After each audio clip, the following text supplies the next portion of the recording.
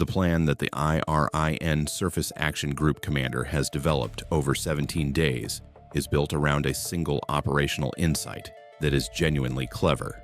USS The Sullivans has been running the same night patrol pattern in the eastern Strait of Hormuz for 11 consecutive days. The pattern is not identical each night.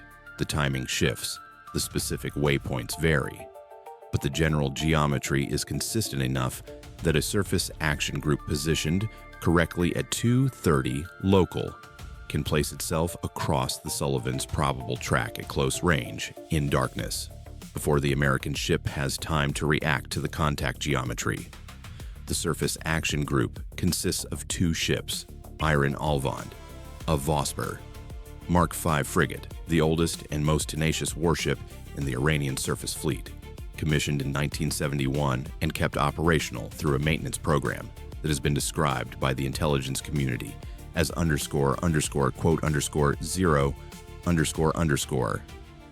and IRIN Paykan, a common-class missile boat armed with 4 C-802 anti-ship missiles and a 76mm gun. The combination is the best the IRIN's surface fleet can field for this kind of operation. The frigate for presence and communications, the missile boat for the actual engagement capability. The commander is aboard the Alvand. He has rehearsed the maneuver. He has briefed his crew. He believes the darkness, the patrol pattern analysis, and the close-range geometry will give him the element of surprise that makes the operation viable. The darkness is real. The patrol pattern analysis is approximately correct. The close-range geometry is sound on paper. The IRIN commander has done 11 days of serious analytical work to construct this plan, and the plan reflects genuine operational thinking about how to place an Iranian warship in a position of tactical advantage against a U.S. destroyer in confined waters at night. The element of surprise is not available. The reason the element of surprise is not available is 3-part, and any single part would be sufficient on its own to defeat the surprise concept entirely.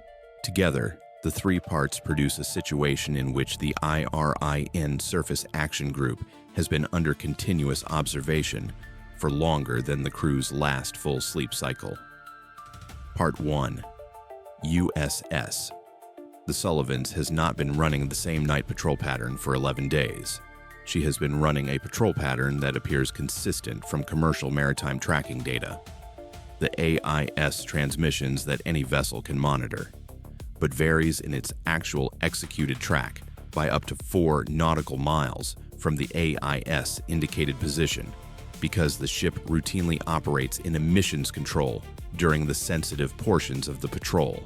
The IRIN commander built his patrol pattern analysis from AIS data. AIS data for a U.S. Navy warship during an active patrol represents what the ship wants observers to see, not necessarily what the ship is doing. Part 2. The MQ-9 maritime surveillance variant that has been orbiting at 40,000 feet over the eastern strait since 2100. Local has been tracking the Alvand and Paykan since they departed Bandar Abbas at 2217 local. Their course, speed, and formation geometry. Paykan 800 meters off the Alvand's port quarter, both ships running without AIS, using navigation lights at minimum legal configuration, has been continuously disseminated to USS The Sullivans via Link 16 since 2231 local, 14 minutes after the IRIN Surface Action Group entered the strait. Part 3. USS The Sullivans SH-60B Seahawk helicopter, call sign Condor 1, has been conducting a surface surveillance patrol in the eastern strait since 2345 local, specifically because the MQ-9's track of the IRIN Surface Action Group put its projected arrival at a geometry consistent with an intercept attempt in the 0200 to 0300 local window. Condor 1 has been holding a position 14 nautical miles ahead of the Alvand's track, monitoring the formation with its AN/APS-147 radar and FLIR in passive configuration for the past 2 hours and 22 minutes. The IRIN commander does not know about the MQ-9. He does not know about Condor 1's forward position. He believes he is approaching a U.S. destroyer that is unaware of his presence. He is approaching a U.S. destroyer that has been tracking his formation for 3 hours and 40 minutes, has had engagement solutions on both hulls for 2 hours, and whose commanding officer has been on the bridge since 100 hours local. At 2:31 local, the Alvand increases speed to 24 knots. The Paykan matches the maneuver. The Surface Action Group is beginning its final approach. The IRIN commander's plan calls for closing to within 5 nautical miles, at which point the Paykan will unmask its fire control radar, generate an engagement solution on the Sullivans, and present the American crew with the specific diplomatic dilemma of an Iranian warship with active fire control radar at close range in the Strait of Hormuz at night. The intent is not to fire. The intent is to demonstrate capability and produce the footage and the diplomatic note. USS The Sullivans has a problem at 0231 local that has nothing to do with the Alvand or the Paykan. Her SQS-53C hull-mounted sonar has been in a planned maintenance window since 147 local. A 45-minute scheduled evolution that takes the active sonar offline for a component check while passive surveillance continues. The maintenance window was scheduled 14 days ago. It is running on schedule. The sonar will be restored to full active capability at 2:32 local, 1 minute from now. For 1 more minute, USS The Sullivans' primary underwater detection architecture is in a reduced capability configuration. The IRIN Surface Action Group is a surface contact. The sonar maintenance does not affect USS The Sullivans' surface detection capability. The SPY-1D radar is running at full power. The MQ-9 is providing continuous overhead track. Condor 1 is providing forward visual and radar observation. The surface picture is completely intact. The sonar maintenance is relevant only if there is a submarine in the area, and the IRIN does not have a submarine in the strait tonight. The maintenance window is a genuine vulnerability against a threat that does not exist in tonight's engagement. This is not the vulnerability that matters. The vulnerability that matters is different, and it opens 2 minutes later. At 2:33 local, the sonar restoration is complete. At 2:33:41 local, Condor 1's crew reports a flash on the Paykan's hull, a brief bright thermal event from the missile boat's aft deck section that the FLIR resolves in 0.4 seconds as consistent with an engine ignition event on a C-802 missile canister. The report reaches the Sullivans Combat Information Center at 2:33:44 local. The Tactical Action Officer has been watching the Surface Action Group's approach track for the past 3 hours. He has engagement solutions on both hulls. He has been in contact with the commanding officer, who has been managing the developing situation with the careful, specific attention of someone who has thought through every branch of the decision tree and is waiting to see which branch the IRIN takes. The C-802 engine ignition event is not a launch. A C-802 launch would produce a different thermal signature, the sustainer rocket motor, not the pre-ignition warm-up cycle that precedes an ordered launch. But the pre-ignition warm-up cycle means the Paykan is transitioning from armed standby to immediate launch readiness. The gap between pre-ignition, warm-up, and launch is approximately 90 seconds in standard C-802 employment procedure. 90 seconds is the window the Tactical Action Officer is now managing. The commanding officer's decision is made in 11 seconds. He authorizes engagement of the Paykan under the rules of engagement that apply when a hostile unit demonstrates imminent weapons employment. The C-802 pre-ignition event constitutes demonstrated imminent weapons employment within the applicable doctrine. The decision is legally and operationally sound. It is also, from the IRIN commander's perspective, completely unexpected. He did not order a launch. he ordered a readiness transition, and the distinction that seemed clear in the briefing room has become significantly less clear. At 2:33 local in the Strait of Hormuz, Condor 1 fires one AGM-114R Hellfire at the Paykan at 2:33:55 local, 11 seconds after the C-802 pre-ignition event was detected. The Hellfire's flight time at this range, Condor 1 has been holding at 7.2 nautical miles from the Paykan, a distance chosen to keep the helicopter outside the effective range of the Paykan's 40mm Bofors guns, is approximately 32 seconds. The Hellfire impacts the Paykan's aft section at 2:34:27 local, in the vicinity of the C-802 canister that triggered the engagement. The impact detonates the AGM-114R's shaped charge warhead. The thermal event that follows, as recorded by Condor 1's FLIR, is consistent with secondary ignition of the C-802 propellant in the adjacent canister. The Paykan is non-functional at 2:34:27 local. She is not sinking. The common class hull is robust, and the Hellfire's warhead, while decisive against the weapon system, has not produced the catastrophic flooding that would sink the vessel. She is drifting, her propulsion inoperative, her fire control system inoperative, her C-802 canisters in various states of thermal damage. She is emitting a substantial thermal signature that Condor 1 is recording in continuous FLIR documentation. She is also transmitting distress calls on maritime emergency frequencies, which the Sullivans logs, acknowledges, and reports to 5th Fleet and to the Maritime Rescue Coordination Center. The Alvand has been observing this from approximately 2.1 nautical miles. The IRIN commander has watched the Paykan's stern section produce a thermal event that Condor 1's Hellfire caused in 32 seconds from a helicopter he cannot see in the darkness. He transmits on emergency channel requesting a ceasefire. The transmission is logged. The Alvand begins a turn to close on the Paykan, which is the appropriate response for the senior unit in a surface action group when the junior unit has been disabled. The Alvand's approach to the Paykan is being tracked by the SPY-1D, by Condor 1, and by the MQ-9 overhead. It does not produce any additional engagement authority events. The Alvand is closing to render assistance to a disabled friendly vessel. This is consistent with maritime law. USS The Sullivans allows the approach.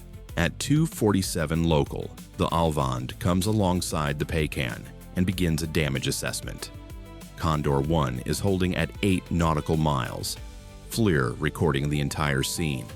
The assessment will take approximately 40 minutes, after which the Alvand will attempt to take the Paykan under tow. The tow will be attempted with equipment that was not designed for this purpose, and it will be partially successful.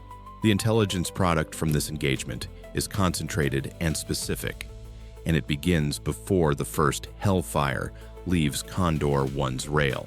The 3 hours and 40 minutes of continuous MQ-9 and Condor 1 surveillance of the IRIN Surface Action Group. From the moment the formation cleared Bandar Abbas at 22:17 local to the engagement at 2:33 local, has produced a complete operational behavior profile for an IRIN Surface Action Group conducting a directed intercept mission.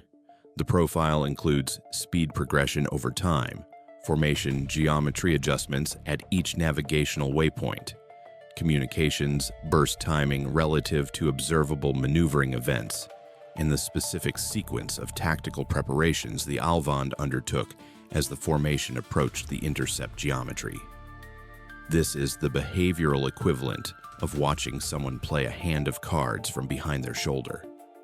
The sequence of decisions, the timing of each commitment, the communications accompanying each choice.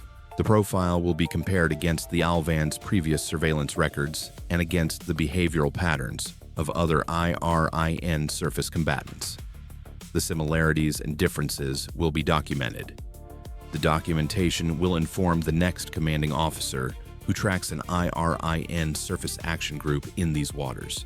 The C802 pre-ignition thermal signature, the specific FLIR return from a C802 canister transitioning from armed standby to immediate launch readiness, has been recorded in detail by Condor 1's electro-optical system at close range under operational conditions at night. Previous characterization of the C802 pre-ignition signature was derived from collection events during Iranian exercises, where the procedure was conducted in daylight at ranges that produced lower resolution FLIR returns. The 02-3341 local collection event, at night, at 7.2 nautical miles, with Condor 1's FLIR operating in high magnification thermal mode, produces a signature characterization that the electro-optical intelligence community will assess as a significant improvement over the existing library entry. The specific thermal sequence of the pre-ignition warm-up, including the timing of individual events within the 90-second procedure, is now documented with operational fidelity.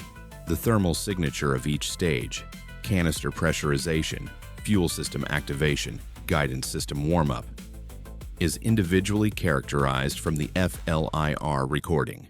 This means that the next C802 equipped vessel that initiates a pre-ignition warm-up sequence will be identified by any FLIR system with the updated library within 2 seconds of the first thermal event. The identification will include an assessment of whether the vessel is in warm-up, ready to fire, or post-ignition state.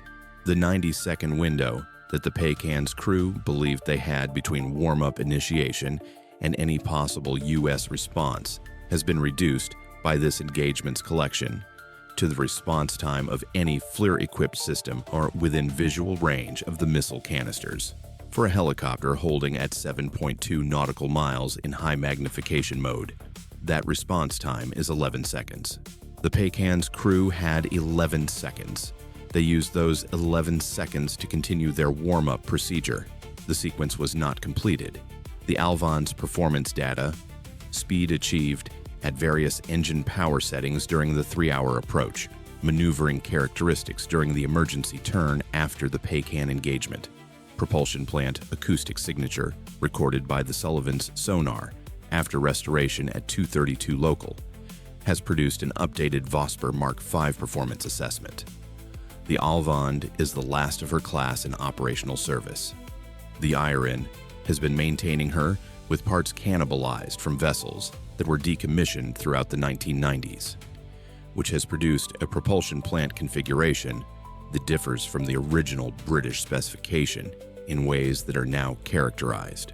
The specific deviation, a main reduction gear configuration change that produces a distinctive low-frequency tonal signature at cruising speed, is now in the Acoustic Intelligence Library. The Alvand can be identified by this tonal signature at passive sonar range before she is visible on radar. The Alvand does not know this about herself. The IRIN Surface Action Group's communications during the 3 hours and 40 minutes of the approach, collected in full by the MQ-9 Signals Intelligence Suite, have produced a communications pattern assessment for an IRIN frigate commanding officer operating under live mission conditions. The pattern reveals a specific cadence, routine position reports to Bandar Abbas at 40-minute intervals during the transit, compressed to 15-minute intervals during the final approach geometry, with a voice consultation call at the 45-minute to intercept mark that lasted 38 seconds and was followed by a formation speed increase. The 38-second call is the point at which the commanding officer confirmed final launch authority with his shore headquarters. The 45-minute to intercept timing and the call duration are now documented as behavioral parameters for IRIN Surface Action Group mission commitment decisions. They will be in the next threat briefing for commanding officers transiting the strait. The cost accounting for this engagement is direct. 1 AGM-114R Hellfire round, approximately $115,000. Condor, 1 flight hours for 3 hours and 22 minutes of patrol plus the engagement, approximately $45,000. MQ-9, flight hours for 5 hours of surveillance, approximately $80,000. Total U.S. material cost, approximately $240,000. The Paykan, a common class missile boat whose replacement cost is approximately $15 to $20 million, plus the 4 C-802 missiles aboard at approximately $500,000 each. Total Iranian material loss of approximately $17 to $22 million. The Alvand, undamaged but committed to a towing operation in the middle of the Strait of Hormuz at 2:47 local, will be unavailable for other operations for the next 18 to 24 hours while managing the Paykan's recovery. The U.S. spent $240,000 and received the C-802 pre-ignition thermal signature under operational conditions, the Alvand's updated performance characterization, and the IRIN Surface Action Group's communications behavior profile. Iran spent $17 to $22 million in material and received a disabled missile boat, a damaged towing operation, and a diplomatic note to file. The material exchange ratio is approximately 75 to 1 in the U.S.'s favor. The intelligence exchange is not expressed in ratios. By 700 local, Iranian state media is silent on this engagement. The IRIN is managing the Paykan recovery. The silence will eventually be broken by a statement that characterizes the incident as American aggression against Iranian naval forces conducting lawful operations in Iranian waters. The statement will be filed. The Condor 1 FLIR footage, which begins 3 hours and 22 minutes before the engagement and documents the entire approach of the IRIN Surface Action Group from 14 nautical miles in continuous detail, will be available as a counter-record. On USS The Sullivans, the commanding officer is completing the engagement narrative for his report. He notes the sonar maintenance window. He notes that the sonar maintenance was not a factor in the engagement because the Surface Action Group was a surface contact. He notes it anyway, because the log records what happened, and what happened includes a 45-minute sonar maintenance window that coincided with an IRIN Surface Action Group approach. The coincidence is logged.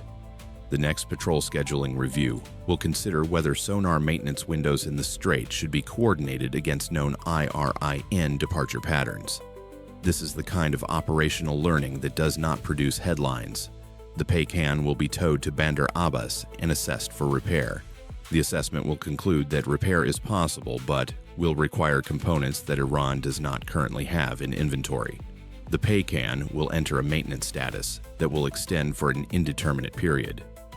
The IRIN's effective surface combatant strength in the strait will be reduced by 1 missile boat for a duration that the intelligence community will update as new imagery of the Bandar Abbas facility becomes available. USS The Sullivans resumes her patrol at 4:15 local. The strait is dark. The MQ-9 is overhead. The sonar is fully operational. Condor 1 recovers aboard at 4:22 local. Its FLIR footage downloaded and transmitted to the intelligence community before the crew completes their post-flight debrief. The C-802 pre-ignition signature update will be distributed to the fleet by 0900 local. The IRIN Surface Action Group commander spent 17 days planning an operation designed to achieve surprise in the dark. The U.S. Navy was watching him for 3 hours and 40 minutes before he arrived. The darkness was the same for everyone. The sensors were not. They never are. Bye for now.